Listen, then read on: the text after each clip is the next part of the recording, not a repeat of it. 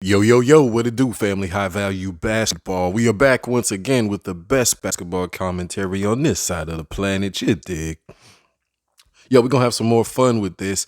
Shout out to Stat Muse, the Twitter page. Stat Muse, they are a pretty cool sports data collection site. Of course, they do stat tracking and things of that nature. And on the regular, they put interesting little tidbits, stat tidbits on players and things of that nature, just for the fun of it, for the heck of it. And they also have some pretty darn cool looking memes as far as their pictures are concerned. They have some really cool avatar looking pictures. So I wanted to give them a quick shout out, give them a spotlight, and go through last week's tweets because they got some pretty interesting tweets that are always good for conversation. And I think it will be just something quick and fun to do. And let's just get it in. You dig? So hopping right in it. Here's the first one. Talking about Jay Crowder.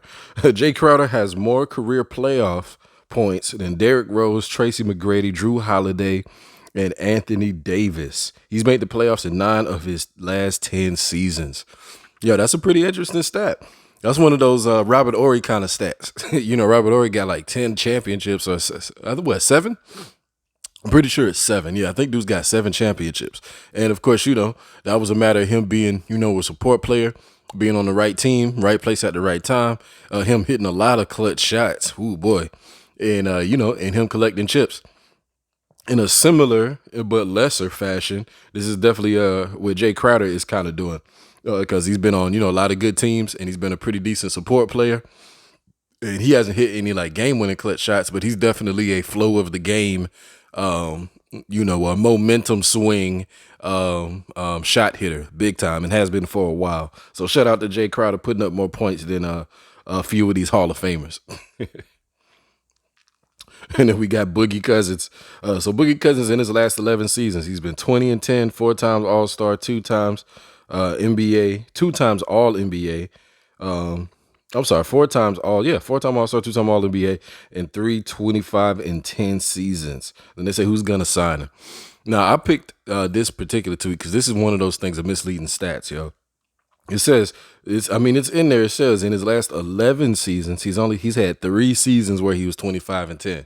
What about those other 8 seasons, yo? This is definitely one of those, where the stats are skewed and they make it seem like, dude is a big time contributor, but this is a little bit of cherry picking because if y'all all remember, this is just heavily skewed from his earlier years pre-injury when dude was just balling out of control. Of course, we know in his latter years, he's really just a bench guy, nice support player, maybe a starting center for a lesser team because, again, he's been injury prone, things of that nature. But he is not a 20-10 guy when you sign him. But shout out to StatMuse for showing the inconsistency in stats, if anything. Then we got who's the second best shooting guard in the league. And this is a hard one because they got Paul George, they got Kyrie. Oh, well, you know what? It says number 2. I immediately went to shooting guard. My fault, y'all. A number 2, meaning the Robin. Who is the best Robin to somebody's Batman in the league? We got Paul George, Kyrie, AD, and James Harden. So I'm gonna say it's not James Harden. I'm gonna say not Paul George because geez, we all know what happens with Paul George, unfortunately. Then we've got the 2 guys who've won chips with LeBron, AD, and Kyrie. I'm going to go with Kyrie because, Kyrie put up some of the most epic basketball performances we've ever seen back in 2016. So, boom, there we go, Kyrie. And as well, too, he's doing his thing with KD as well. He doesn't have as great as an impact right now, but we'll see what he's doing this upcoming season, though, for sure. Kyrie. Then we got the Lakers. Oh, boy, here we go. So this is probably subject to change because, the Lakers really don't even got a squad.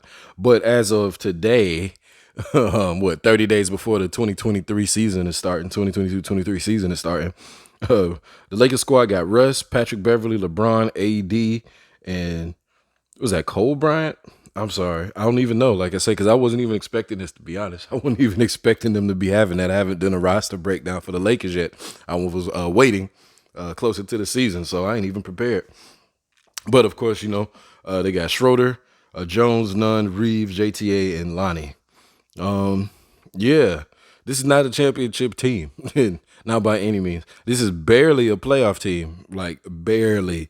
I mean, not enough shooting, not enough continuity. Hopefully, LeBron and AD could just be super dope. And like I say, as for what it looks like for now to keep a Russ, I still think they're probably gonna get rid of him because they're loading up on particular type of players. But let's just say for now that he's there. That's just not gonna work, yo, because his play style doesn't fit with anything conducive to championship winning basketball. So we're just gonna move on. More Lakers. Dennis Schroeder as a Laker. He was 15 points a game, 5.8 assists a game. And he had 44, 34, 85% shooting splits. He's back. He should have never left in the first place. And I'm gonna say this ain't a GM fault. This is definitely a Schroeder fault. Good job, homie. Now you back for the biggest L ever. But hey, get your buckets. Maybe get another bag. Hopefully. Rudy Gobert.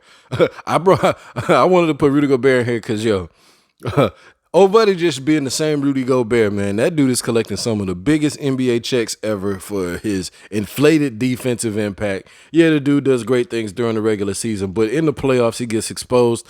And the same thing happened again in Eurobasket. If y'all was freaking watching, dude got exposed in Eurobasket by Spain. It's just same thing when you really, really, really need some high level, really good defense. This dude gets exposed by smaller players, quicker players, shiftier players, yo. Every time. This dude is a klutz. He is the best klutz the NBA has ever seen, yo. But so Rudy Gobert on his last 9 seasons with the Jazz, he was 12 points a game, 11.7 rebounds, just under 12 rebounds, 2 blocks a game, 65% shooting field goals. Of course, most of those was lobs. And, of course, he led the Jazz in rebounds, blocks, and field goal percentage. Well, duh, because you get everything by the rim. So I just wanted to put that out there because, Rudy Gobert, him getting exposed is not a fluke. If he getting exposed in Eurobasket by lesser players, Minnesota finna have him a long season. If not a long season, they finna have a short playoff run. That's for sure. Ben Simmons in the past 4 seasons, stat tracking him. 15.9 points a game, 8.1 rebounds, 7.7 assists, and 1.7 steals. Then they say predict his stat line as a net. I'm gonna put the same stat line. He's gonna put up about 13 to 15 points. Yeah, he's gonna get about 8 or 9 rebounds because they ain't got no bodies on the team outside of Nick Claxton. 7 assists. I feel like his assists probably gonna go up because he got KD and Kyrie flanking him, of course. And he got Nick Claxton. So I definitely think he probably gonna put up darn near 9 in steals per game. I don't know what the defensive style is gonna be, but if he plays a lot, he's gonna maintain 2 steals a game. Definitely either just man up defense or deflections from getting steals in the lane. So yeah, shout out to Ben Simmons. There's another video coming up from him soon too, because he finally opened up about his epic time in Philadelphia, and he talked about the shot that basically put him into his mental illness and his departure from the 76ers situation. So we're gonna talk about that too. Isaiah Thomas. They should shout out to Isaiah Thomas and StatMuse. They go back to Isaiah Thomas in 2017 saying he was insane. Yeah, and he was. Dude was basically averaging 29 points a game. He was third in the NBA. He was just under 6 assists. He was shooting splits of 46, 38, 91%. He almost had, the 50, 40, 90. Just under it. He had 91% from the lane. Of course, he was an all-star, all-NBA, and he was a top 5 in MVP voting. And the dude was only 5'9". By a show of hands, Joe, do you think Isaiah Thomas had the best little man season ever? I'm gonna say yeah. I remember Spud Webb playing. I saw Spud Webb play. He ain't have a season like that. I saw, of course, Nate Robinson play. He ain't had no season like that. This dude was insane. Like I say, Steph Curry is short, but he's not no little man because he's above 6 feet. For the little man, yeah, Isaiah Thomas is the GOAT. GOAT little man. Shout out to Isaiah Thomas, man. And then a shout out to Zach Randolph. They throwing a little bit of a throwback player, just a slight throwback, retired player. Talk about him in the Grizzlies. They say Zach Randolph in 8 seconds with the Grizzlies. 8 seasons with the Grizzlies. He was 17 and 10, 2 times All-Star, 1 time All NBA. He led the franchise in rebounds. He leads the franchise in playoff wins still, and he's considered the top Grizzlies player of all time. Yeah, shout out to the Grindhouse Grizzlies. Y'all don't know, man. Zach Randolph was a beast, man. He was fun to watch because he was rough and tough, man. He was a old school footwork power forward, and he would body folks, man. And he was legit with it, boy. He was intimidating, and he was soft with the shot. Turn up, Zach Randolph. Then we got center stats. They breaking down the center. So it says the center stat leaders over the past 10 seasons. Points per game. Most points per game has been DeMarcus Cousins. Most rebounds per game.